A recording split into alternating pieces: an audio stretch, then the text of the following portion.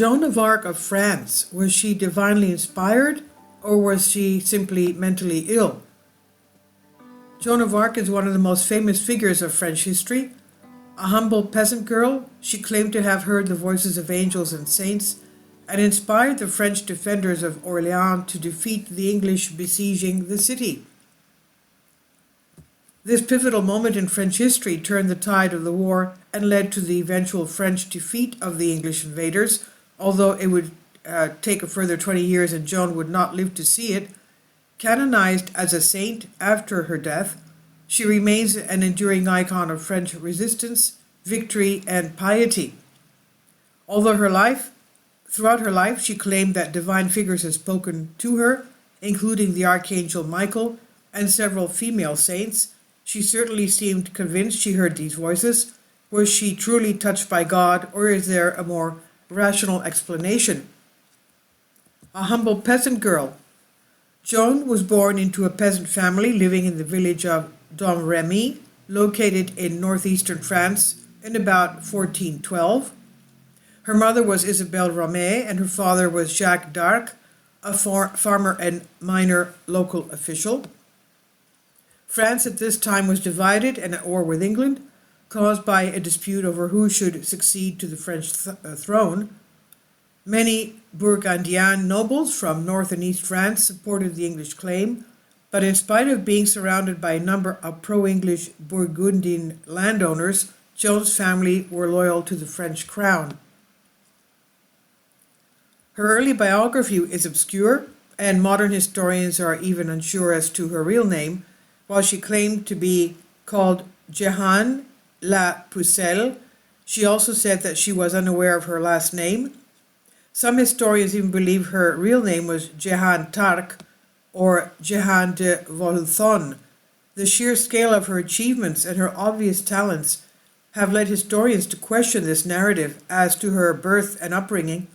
Generally, peasant girls at this time lived indoors and were highly domestic, principally involved with weaving and spinning. By way of contrast, at some point Joan had learned to ride war horses and even use a sword, an unexpected and implausible skill set, although we see evidence elsewhere as to her likely peasant origins, such as her illiteracy. This disconnect between her origins and her talents remains puzzling. Divine voices and corporeal tests. In 1425, at the young age of 12 or 13, Joan started hearing voices and seeing visions which she believed were sent by God.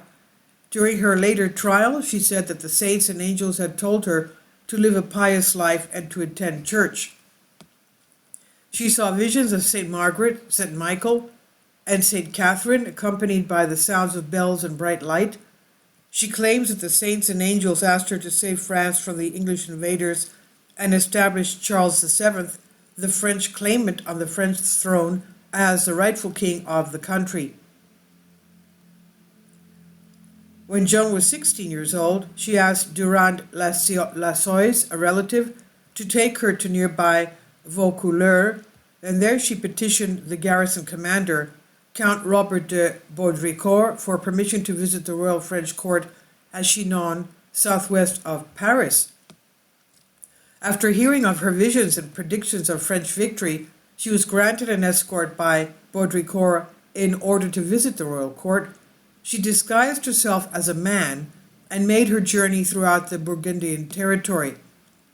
Once in court, Joan was granted a private audience with Charles VII, whom she impressed. Charles ordered a background inquiry to verify her claims and ensure she was both loyal and sincere. In order to test Joan of Arc, Charles VII swapped places with one of his courtiers. He said that if Joan was actually sent by God, she would be able to identify the true Dauphin, the French royal heir.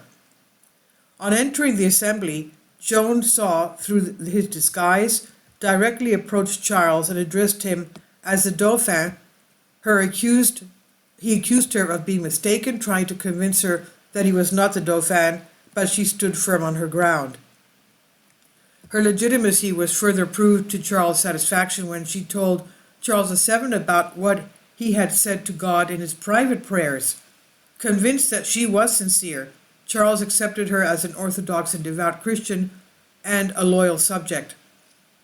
The prophecy fulfilled, Yolande of Aragon, Charles VII's mother-in-law, was funding an expedition to the besieged city of Orleans at the time. Joan petitioned for permission to bear the equipment of arms of a knight and travel along with the army.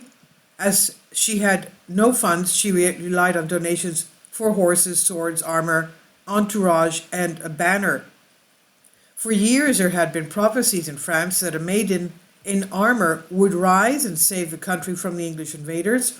Joan, given leave to travel to Orleans with the French army, and in full battle gear, seemed every inch the fulfillment of the prophecy.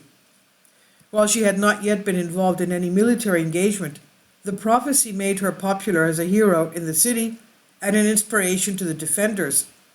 It seems that despite appearances given the grim state of the war, God was on their side.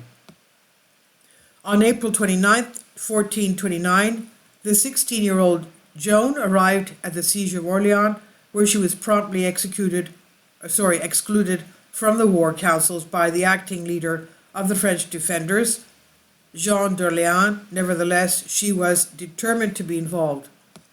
Even though she was not invited, she used to burst into meetings, disputing and criticizing decisions made by the veteran commanders present. She appealed to the population of the town at times, turning the siege into a religious war with God on the side of the French. What her actual leadership position in the military was remains a matter of debate. While some historians see her as a standard bearer, others believe that Joan was a successful strategist and a skilled tactician, again, unusual talents for a peasant girl. Joan of Arc certainly embraced the role of a heroine in her interactions with the citizens of Orleans. She went among them daily in order to inspire, encourage, and provide them with food and their other supplies. And miraculously, within 9 days of her arrival, the siege of Orleans was successfully lifted. The liberation of France. Following this victory, Joan of Arc spearheaded the French counterattack against the English, paving the way for Charles VII to win back his crown. While the campaign was successful, she came across continuous objections and a number of oppositions. After lifting the siege of Orleans, the next major target for the resurgent French was Reims, a city occupied by the Burgundian allies of the English. Joan of Arc, despite skepticism from the French commanders, intended to simply march in and take the land, relying on the strength and protection of God. It seemed almost impossible to believe her plan would work. The other commanders pointed to the lack of sound military planning and Joan's inexperience. The fact that she was a teenage girl also led to her advice being disregarded. However, she was ultimately successful in convincing the commanders to accept her suggestions, as Joan's victory at Orleans had brought a number of recruits from different parts of the country to fight for the French cause. Inspired by her victory, this had already resulted in several successful battles in Jargeau, Beaugency, Meung, and most notably on the route of the English at Patay. In the event, Joan's tactics from taking Reims were never truly tested. The French had become so successful in reclaiming territory that the Burgundians had to surrender the city. They even opened the gates without any kind of opposition, so I guess Joan of Arc was of course right. Just walk in and take it. They opened the gates without any kind of opposition, and Charles VII was crowned officially as the King of France in July 1429 in Reims Cathedral, with Joan at his side. Joan was now a fully fledged hero of France. Christian de Pizan, the popular medieval French writer, wrote the tale of Joan of Arc in celebration of Orleans' liberation, with Joan firmly at the center of the account. There was celebration everywhere in France due to Joan's unexpected successes, and it seemed that only Paris needed to be captured to hand victory to the French, but it was not to be following an unsuccessful assault on the capital during which Joan was wounded. A ceasefire was negotiated. And during this brief moment of peace, Joan of Arc was captured by the Burgundians in 1430 and sold to the English. With her capture, the hopes of the French seemed in the balance. The trial of Joan of Arc. Held as a captive in the English-controlled city of Rouen, Joan of Arc faced trial accused of heresy. It had been intended to place her in the ecclesiastical prison, which was guarded by women. However, she was held in a secular jail where she was continuously threatened as well as harassed by the male guards. Right from the beginning, it was clear that this was to be a show trial, and many religious leaders refused to be involved until the English authorities threatened them. It was a difficult position for the clergy to be in, as without any military or leadership experience, Joan of Arc had proved herself as an exceptional strategist, victorious in every engagement. If, as these successes seemed to suggest, Joan of Arc was telling the truth, this meant that the English were out of God's favor for continuing the war. The English clergy would also be considered in the wrong as they supported it. The judges also knew she had been previously tested for her purity and orthodoxy and was found to be a virgin and a good Christian. However, all of this was irrelevant for the English leadership, who were determined to convict her of heresy. Some of the most sophisticated legal professionals of that time were involved in her questioning.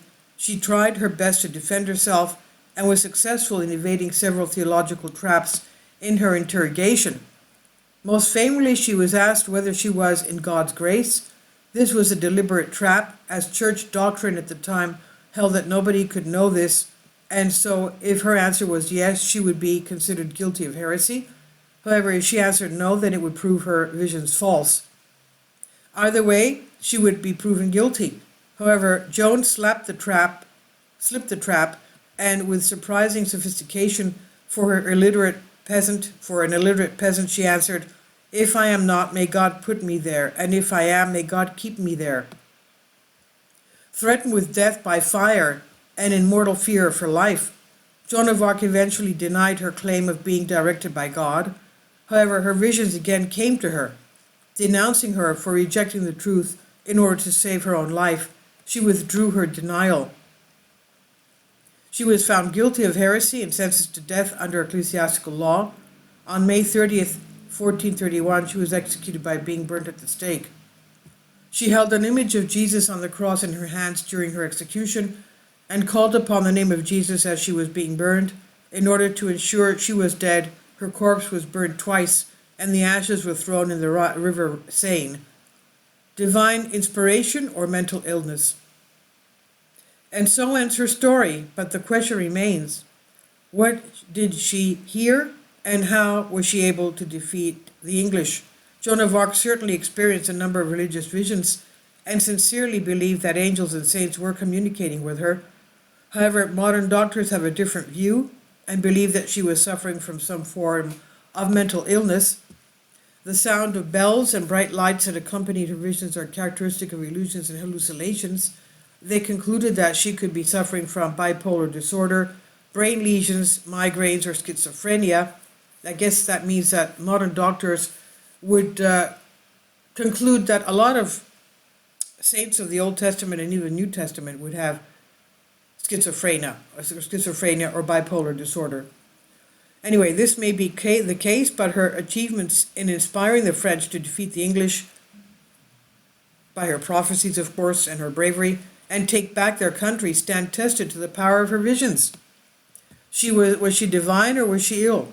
In the end, it doesn't matter. She was the hero France needed. And of course, they had a prophecy about the Virgin Maiden who would save France. And her successes have passed to legend. This is by B.P. Dimry from Historic Mysteries. I personally believe that she was divinely inspired, yes. And she was a saint. Please leave your comments and thank you for your support.